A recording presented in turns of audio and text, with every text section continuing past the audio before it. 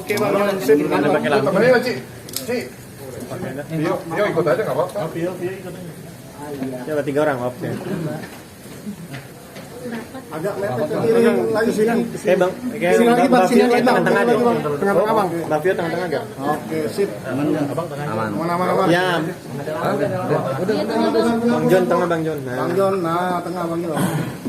Oke. Yuk, lanjut. Oke, Bang, agenda hari ini datangi Polda Metro. Kalau kemarin kan buat laporan. Hari ini mungkin. Ya, sebelumnya saya Maci Ahmad selaku kuasa hukum dari Henry Kurniadi alias yang biasa kita kenal Bang Jon. Hari ini agendanya adalah kita memenuhi panggilan klarifikasi yang diundang dari subjek terkait ya. Terkait kita melaporkan pasal 310 311 dan hari ini kita telah mendampingi saudara klien kami dan juga saksi-saksi yang lain juga terkait laporan tersebut. Tadi sekaligus memberikan barang bukti kan? Oh iya, baru? Iya, tentunya kita tadi sudah melengkapi barang-barang bukti dan kita sudah memberikan kepada tim penyelidik Polda Metro Jaya. Tadi kita diperiksa kurang lebih dari 2 jam ya. Tadi sekitar ada 18 pertanyaan. Pertanyaannya seputar apa aja? Tadi dari tim ini. Ya, tentunya kami memberikan hasil dari dugaan yang kita laporkan kepada saudara AE ya, seorang advokat ya terkait dengan press release beliau yang telah tersebar ke media.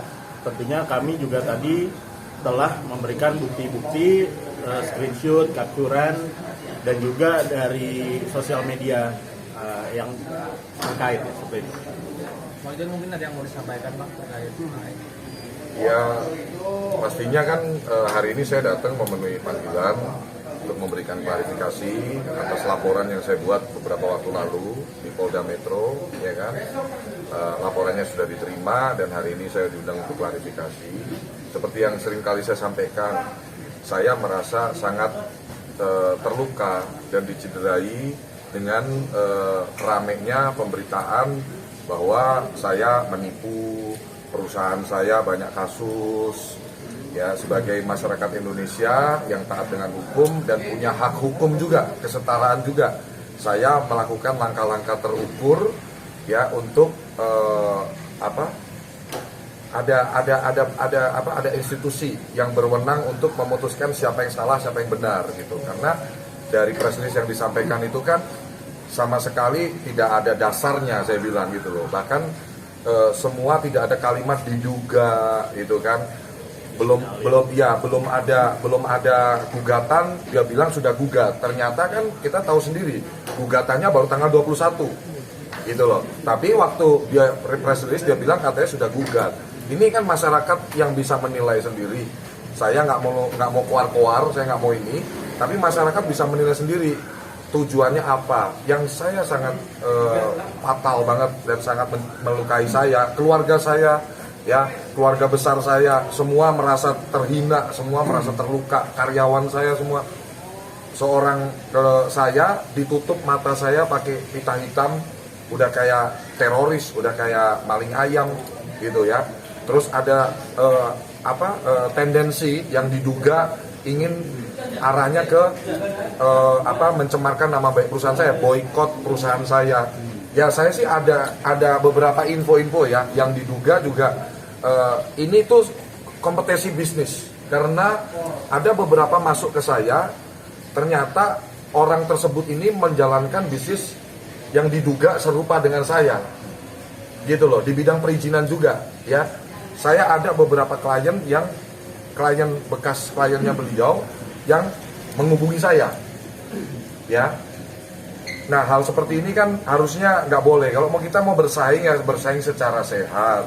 Ya, saya ini siapa sih? Saya itu cuman orang yang benar-benar dari nol merintis karir sampai saya 2021 nggak ada orang kenal saya. 2022 pun nggak terlalu orang ngerti saya kok.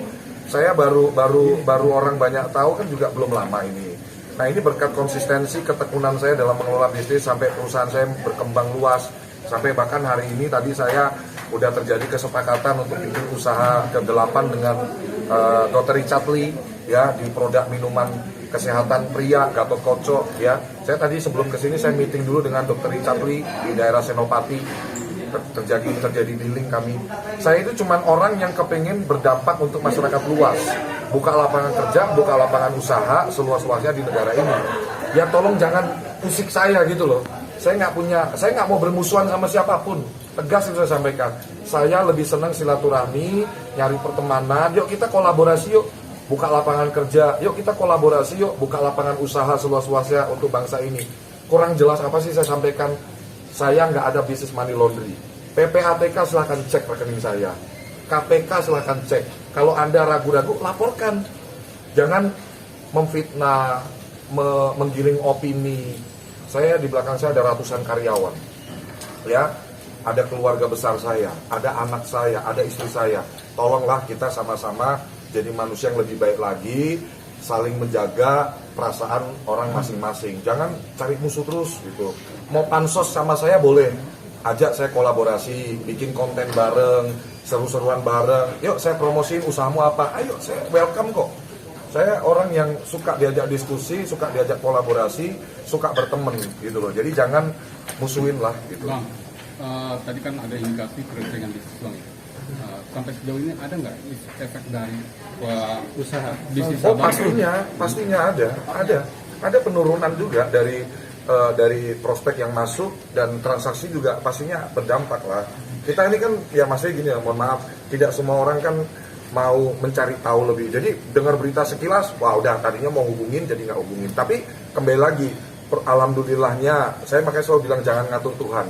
Yang penting saya perbanyak aktivitas. Saya di masa kayak gini, bukannya saya down. Kalau saya down, depresi, karyawan saya bagaimana?